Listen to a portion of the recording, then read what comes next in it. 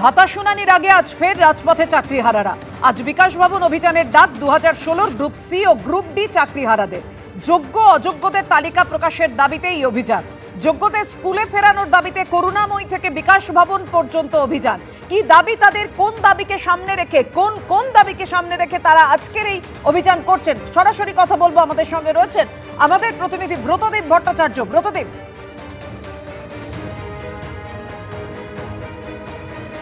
শিক্ষক শিক্ষিকারা আন্দোলন চালিয়ে যাচ্ছেন। এর আগের দিন আমরা তাদের অভিযানের দিন পুলিশের ধরপাকড় দেখেছিলাম। তার পাশাপাশি আজকে গ্রুপ সি গ্রুপ ডি যারা সুপ্রিম কোর্টের নির্দেশে যারা ওই চাকরি হারিয়েছেন 2016 এসএসসির এই প্যানেলের, তারাও কিন্তু আজকে একটা অভিযানের ডাক দিয়েছেন। তাদের যেটা দাবি যে গ্রুপ সি গ্রুপ ডি কর্মীদের নিয়ে কোনো সুনির্দিষ্ট বক্তব্য তেমন কিছু পাওয়া যায়নি সরকারের তরফ থেকে।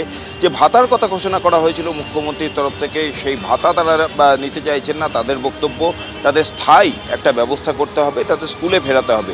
এবং সবথেকে বড় কথা যে দাবি শিক্ষক শিক্ষিকাদের রয়েছে, গ্রুপ সি গ্রুপ ডিদেরও কিন্তু একই দাবি। তাদের যেটা বক্তব্য, সরকারের তরফ থেকে যোগ্য করা আর অযোগ্য করা সেটা একটা সুনির্দিষ্ট বক্তব্য সরকারের থেকে পেশ করা হোক, সেই তালিকা পেশ করা হোক। এবং যারা যোগ্য রয়েছেন, যাদের দুর্নীতির সঙ্গে কোনো যোগ নেই, সেই সমস্ত গ্রুপ সি গ্রুপ ডি কর্মীদের যেন সরকার স্কুলে ফেরায়, সেই দাবিতেই আজকে আবার তারা পথে নামছেন। করুণাময়ী মোড় থেকে তারা বিকাশ ভবন অভিযানের ডাক দিয়েছেন। এখন পুলিশের কাছে তারা এই অভিযানের জন্য একটা অনুমতি চেয়েছিলেন, কিন্তু তাদের তরফ থেকে লিখিত একটি আবেদনও করা হয়েছে।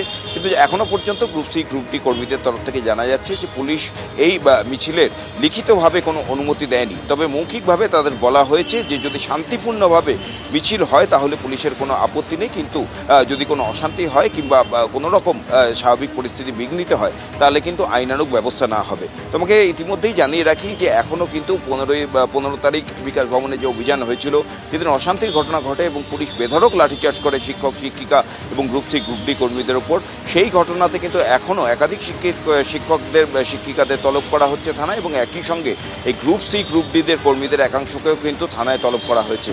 গতকালও একজনকে ডাকা হয়েছিল, তাকে জিজ্ঞাসাবাদ করা হয়। এবং আজকেও এই গ্রুপ সি গ্রুপ ডি কর্মীদের আন্দোলনের যারা নেতৃত্ব দিচ্ছেন তাদের মধ্যে একজনকে ডাকা হয়েছে এবং তাকেও জিজ্ঞাসাবাদ করা হবে। যেটা গ্রুপ সি গ্রুপ ডি কর্মীরা জানাচ্ছেন যে তারা আজকে এই করুণাময়ী মোড়ে সকাল 10:30 নাগাদ সেখানে জমায়েত হবেন এবং এখান থেকেই শান্তিপূর্ণভাবে তারা মিছিল করে যাবেন বিকাশ ভবনে এবং সেখানে গিয়ে তারা প্রতিবাদ জানাবেন এবং দাবি রাখবেন যাতে দ্রুত যোগ্য যে সমস্ত গ্রুপ সি গ্রুপ ডি কর্মীরা রয়েছে তাদের যাতে স্কুলে ফেরানো যায় এবং তাদের স্থায়ী একটা ব্যবস্থা।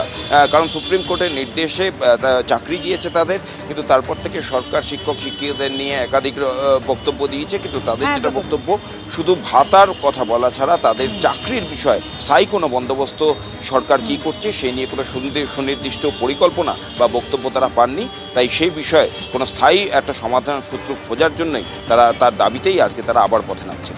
আমাদের নজর থাকবে সেদিকে। ধন্যবাদ তোমায় এই মুহূর্তে।